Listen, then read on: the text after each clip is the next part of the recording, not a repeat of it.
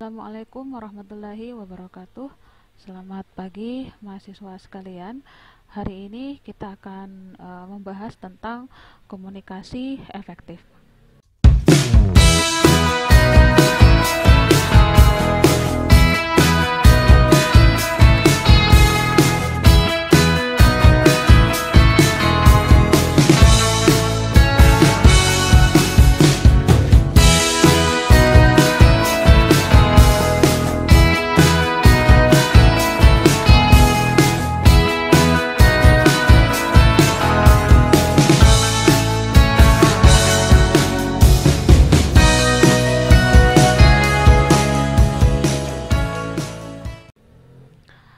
Kita mulai dengan pengertian komunikasi efektif. Komunikasi efektif adalah bagaimana caranya hingga gagasan itu kemudian tersampaikan. Nah, pesan dan perasaan dengan cara yang baik dalam konteks sosial yang juga baik. Nah, dalam komunikasi efektif, komunikasi yang pada prosesnya itu kemudian dapat menghasilkan persepsi, perilaku dan juga pemahaman yang berubah menjadi sama antara komunikator dan komunikan. Itu bisa diperoleh jadi antara pemahaman yang kemudian dimiliki oleh komunikator itu kemudian bisa dipahami juga oleh komunikan sehingga menghasilkan suatu persepsi, perilaku dan pemahaman yang sama. Nah, komunikasi efektif ini yaitu apa yang diyakini oleh si pemberi pesan dan yang menerima pesan itu bisa sesuai, ya. Artinya ada kesepahaman di sini. Nah, maksudnya apa yang diterima oleh si komunikan itu sama dengan yang ingin disampaikan oleh komunikator, ya, di mana pesan itu dapat merubah perilaku, sikap dan pengetahuan si penerima pesan sesuai dengan harapan komunikator, ya. Jadi kan ada tujuan-tujuan komunikasi, ya, ada harapan komunikator yang kemudian ekspektasi komunikator itu kemudian bisa tersampaikan atau bisa terwujud dengan pemahaman yang kemudian diterima oleh si penerima pesan atau dalam ini ada yang disebut dengan komunikan. Nah, apa 5 komponen penting dalam komunikasi? Yang pertama adalah ada pengirim pesan atau sender, kemudian ada pesan yang dikirimkan atau message, kemudian bagaimana pesan tersebut dikirimkan lewat media apa, delivery channel apa Nah, kemudian berikutnya adalah penerima pesan atau receiver dan ada umpan balik atau disebut dengan feedback. Nah, menurut Stephen Covey, komunikasi itu layaknya orang bernafas Nah, kita terkadang lebih banyak berbicara daripada mendengar seperti itu. Jadi komunikasi itu ngalir aja gitu ya. Jika sudah mempunyai pesan yang kemudian akan disampaikan, silahkan kemudian untuk menyampaikan pesan itu kepada komunikan. Layaknya kita bernafas tanpa henti seperti itu. Namun kemudian dalam komunikasi itu tetap memperhatikan adanya unsur-unsur ada unsur-unsur dalam berkomunikasi. Nah, ada 5 pondasi yang membangun komunikasi itu bisa efektif. Yang pertama adalah berusaha benar-benar mengerti orang lain Jadi dalam berkomunikasi dengan orang lain itu ada baiknya kita betul-betul mengerti karakter dari orang yang kita ingin sampaikan pesan mengerti kemudian psikologis dari orang yang ingin kita sampaikan pesan atau nasihat misalnya bagaimana layaknya kita berkomunikasi dengan orang.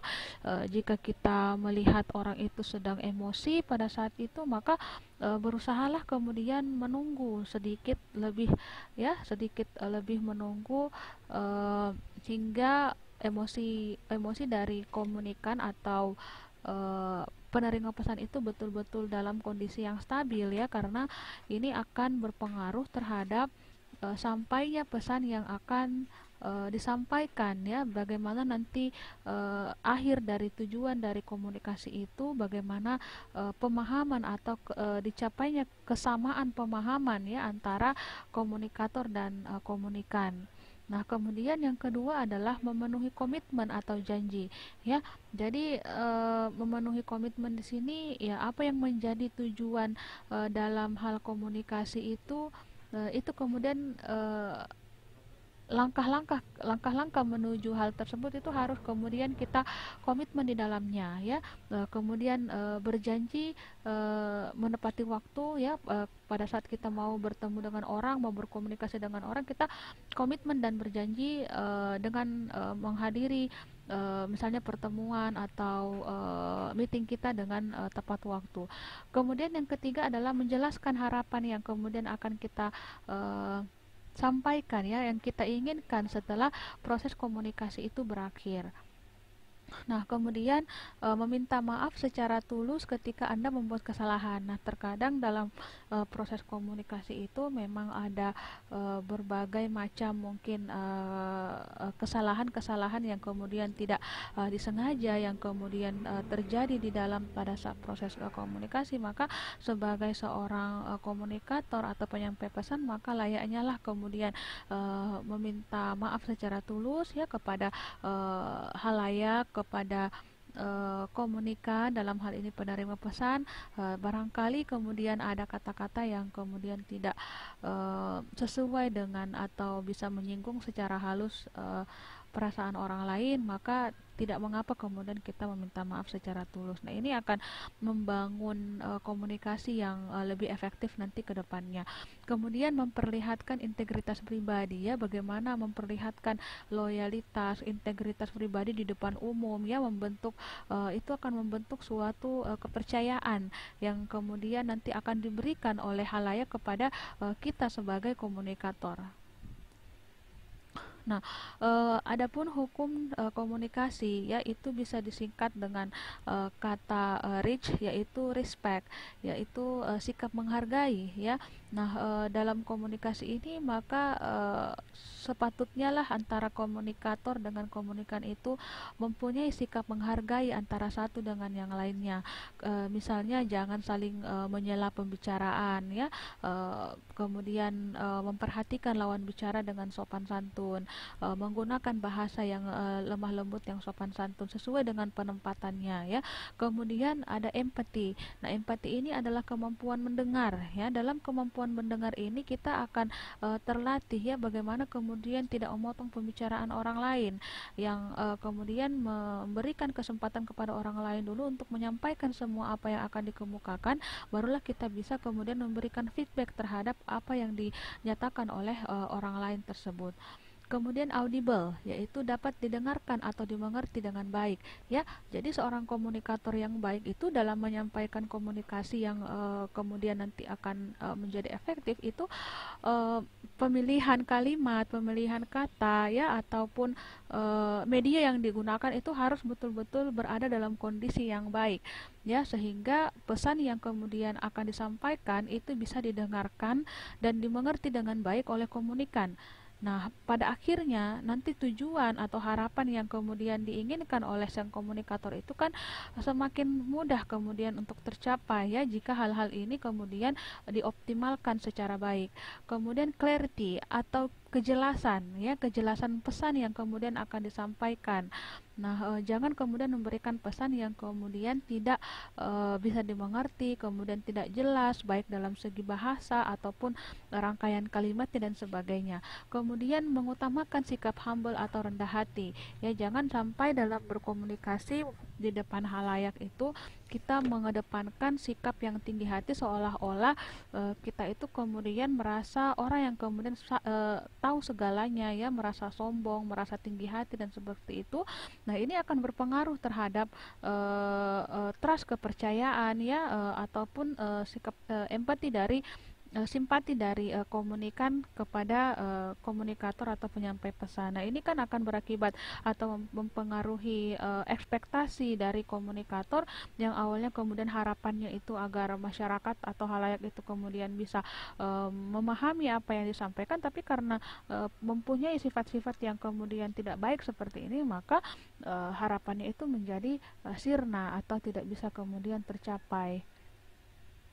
Nah, Rich ini berarti rasa hormat dan saling menghargai orang lain ya. Nah, pada prinsipnya manusia ingin dihargai dan dianggap penting.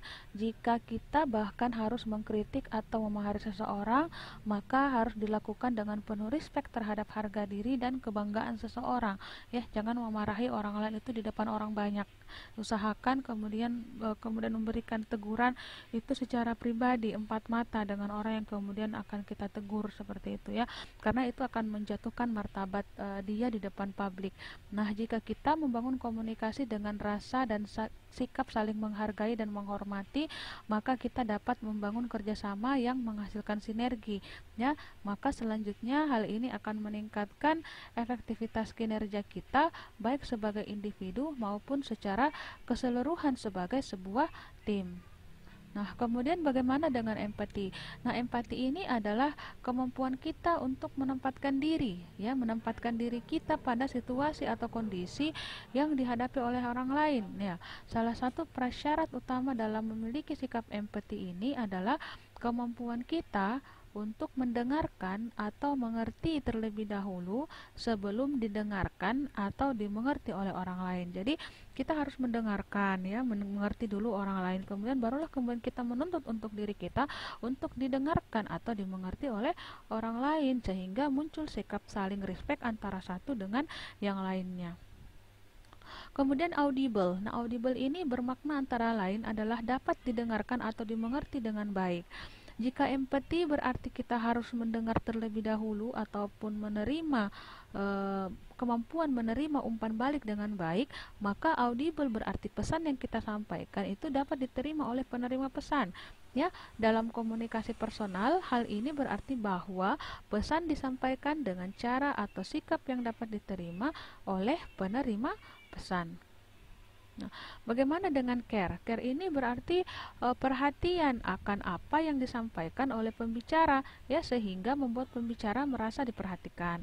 Ya, jangan sampai kemudian sudah capek lah orang berbicara di depan itu, kemudian kita hanya main HP, main sibuk sendiri, ngobrol dengan teman di samping kita. Nah, itu kan perilaku-perilaku yang tidak baik ya. Berilah atau tunjukkanlah sikap care, sikap respect terhadap orang yang berbicara seperti itu. Nah, care berarti juga menyimak secara seksama apa isi pembicaraan dari lawan bicara ya. Jangan sampai kita ada orang bicara di dekat kita, mau berbicara dengan kita, tapi ya kita merasa tidak acuh terhadap apa yang diomongkan. Nah, humble. Nah, humble ini berarti rendah hati ya. Prinsip kelima dalam membangun komunikasi yang efektif itu adalah sikap rendah hati. Nah, sikap ini merupakan unsur yang terkait dengan prinsip pertama ya.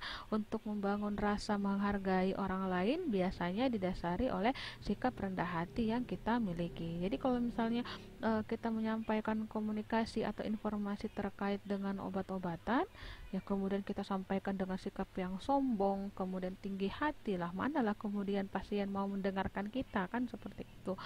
Nah, artinya apa? Dengan memiliki sifat-sifat yang kelima tadi ini, maka komunikasi yang kita sampaikan ya, terlebih dengan informasi obat yang kita sampaikan kepada pasien itu akan didengarkan baik-baik oleh pasien. Ya, harapannya kita kan menyampaikan informasi dan mengedukasi tentang obat kepada pasien itu, harapannya pasien menggunakan obat secara tepat ya, kemudian mau menjalani terapi obat itu dengan baik dan betul ya, sehingga tujuan terapi untuk memberikan peningkatan kualitas hidup kepada pasien itu kemudian bisa tercapai dengan baik. Nah, bagaimana kiat sukses berkomunikasi? Yang pertama adalah mengenali dengan baik lawan bicara kita. Kemudian jangan terlalu banyak bicara dan kurang mendengar. Jangan juga terlalu banyak bicara, jangan mendominasi pembicaraan. Berilah kesempatan orang lain untuk berbicara ya. Kemudian jangan merasa dan memperlihatkan bahwa kita itu lebih tahu daripada lawan bicara kita ya. Rendah hatilah, jangan kemudian merasa sombong, merasa lebih tahu segalanya dibandingkan dengan lawan berbicara kita ya. Dan keempat itu adalah mengenali betul-betul diri sendiri dan kemampuan diri sendiri. Nah, bagaimana dengan dinamika tanya jawab ya? Dinamika tanya jawab itu ada penyelia ya, penyedia seperti penyedia materi lah ya, seperti itu. Kemudian orang mendengarkan, kemudian orang menanggapi ya. Nah, kemudian menanggapi ya, kemudian didengarkan lagi orang-orang lain ya, kemudian ditanggapi lagi, dan seperti itulah yang terjadi dalam dinamika tanya jawab itu. Dan dalam dinamika tanya jawab ini kan bagian dari bentuk komunikasi yang kemudian harus memperhatikan tadi ya, unsur-unsur dalam mencapai komunikasi yang efektif. Nah, orang bertanya itu ada bentuk-bentuknya ya. Pertama adalah alasan untuk bertanya itu ada bentuk-bentuknya. Yang pertama adalah bentuk terbuka, dan yang kedua adalah bentuk tertutup. Yang terbuka itu contohnya apa, penyebab kematian balita di Indonesia. Kemudian yang tertutup itu adalah berapa angka kematian balita di Indonesia pada tahun 1996. Jadi yang tertutup ini dia lebih spesifik dibandingkan dengan yang terbuka ya. Terbuka itu dia lebih umum, penyebab kematian apa. Nah, kemudian yang tertutup itu dia lebih spesifik ke dalam hitungan matematisnya. Nah, pertanyaan yang berbentuk corong ya, pertanyaan berbentuk corong itu dimulai dari pertanyaan terbuka ya, kemudian kurang terbuka, kemudian relatif tertutup, dan pertanyaan yang tertutup. Nah, kemudian teknik bertanya. Teknik bertanya itu teknik bertanya gantung, kemudian langsung, kombinasi, pantul, dan menggunakan retorika. Ya, retorika yang baik seperti itu. Nah, kapan kita bertanya? Kita bertanya itu yang pertama adalah sebagai pengantar dalam suatu topik bahasan. Ya, pengantar, misalnya apakah definisi dari bla bla bla dan sebagainya ya. Kemudian yang kedua adalah meningkatkan efektivitas presentasi interaktif ya. Jadi meningkatkan pembelajaran yang interaktif. Kita bertanya kepada misalnya saya bertanya kepada Anda sebagai mahasiswa ya, kemudian kalian mahasiswa feedback ya, menjawab pertanyaan saya, ataukah sebaliknya kalian bertanya dengan topik yang kemudian saya sampaikan yang kemudian belum dimengerti. Nah, itu seperti itu ya, sehingga terjadi ruang yang aktif dalam proses komunikasi tersebut. Kemudian menimbulkan curah pendapat atau brainstorming. Dan berikutnya adalah menunjang proses diskusi. Nah, kalau banyak yang bertanya kan sebenarnya itu akan membuka ruang untuk diskusi ya. Kadang dalam suatu forum itu pertanyaan itu tidak habis-habisnya ya, sehingga dalam satu forum itu memang sangat aktif, dan kadang waktu juga habis itu pertanyaan masih banyak yang kemudian belum terjawab. Nah, itu kan akan membuka ruang-ruang diskusi untuk waktu-waktu berikutnya lagi. Nah, kunci dalam apa yang harus dilakukan? Yang pertama adalah lemparkan pertanyaan secara merata ya. Kemudian yang kedua adalah gunakan teknik bertanya langsung pada orang yang kurang perhatiannya dalam pertemuan ya. Jadi kita lihat halayak kita ya, kita lihat apakah dia sedang kita lihat perhatiannya ya. Kan kalau dalam suatu misalnya proses belajar mengajar itu pasti ada yang kemudian memperhatikan, ada juga yang tidak ya. Maka saya ya gunakan langsung nunjuk aja yang kemudian tidak perhatian ya, dalam tidak perhatian dalam mendengarkan materi. Kemudian menggunakan pertanyaan yang mudah pada bagian awal, kemudian dinaikkan tingkat kesulitan pertanyaan setelah interaksi terjalin dengan baik ya. Nah, kemudian yang keempat adalah menuliskan pertanyaan tertulis lengkap dalam rencana kegiatan. Nah, kemudian yang kelima adalah mengulangi pertanyaan bila pertanyaan tidak mengerti ya. Pilihan lainnya, penyelia juga dapat menggunakan teknik bertanya balik ya, seperti itu. Penyelia ini yang pemberi materi ya, dapat menggunakan teknik bertanya pantul seperti itu ya. Nah, kemudian jangan bertanya secara berurutan, misalnya dari kanan ke kiri secara berkeliling. Kemudian jangan menggunakan pertanyaan yang terlalu panjang dan kompleks. Jangan menggunakan pertanyaan yang memastikan jawaban ya, karena kalau ini ruang diskusi itu akan tertutup ketika jawabannya sudah ada ya, tapi tidak akan berkembang. Jangan terlalu banyak menggunakan pertanyaan dengan jawaban ya atau tidak, dan jangan menggunakan pertanyaan yang ambigu, yang tidak jelas ya, yang bisa memberikan penafsiran jawaban yang berbeda-beda. Nah, mendengarkan aktif ya, ada 3 fase mendengar. Yang pertama adalah atensi pada sumber suara secara fisik dan mental, ya, perhatian pada memberikan perhatian yang lebih kepada sumber suara secara fisik dan mental.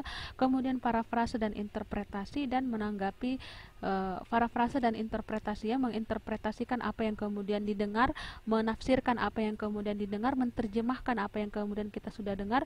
Dan yang ketiga adalah menanggapi, ya, menanggapi dan memberikan persuasi terhadap pernyataan yang akan kita berikan atau kita lontarkan balik kepada sang penanya, seperti itu. Nah, umpan balik atau tanggapan. Ya, bagaimana dengan umpan balik atau tanggapan?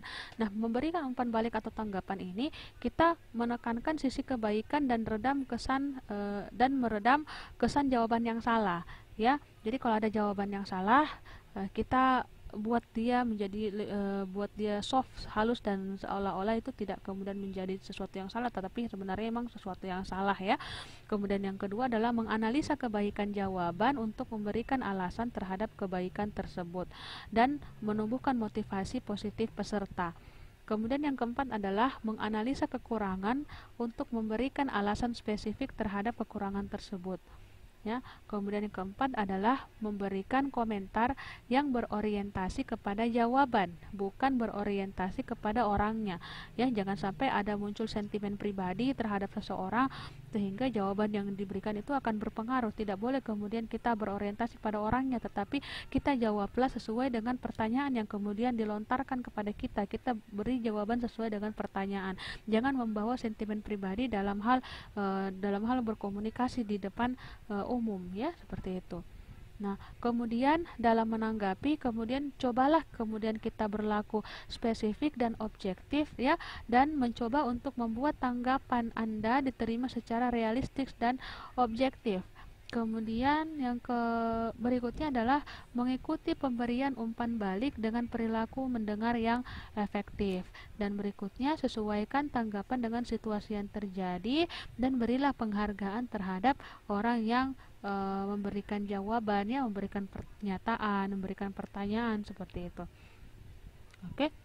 Untuk tips-tips dalam berkomunikasi efektif mungkin saya akhiri sampai di sini. Kita akan lanjutkan dengan materi berikutnya. Saya akhiri dengan ucapan wabillahi taufik wal hidayah. Wassalamualaikum warahmatullahi wabarakatuh.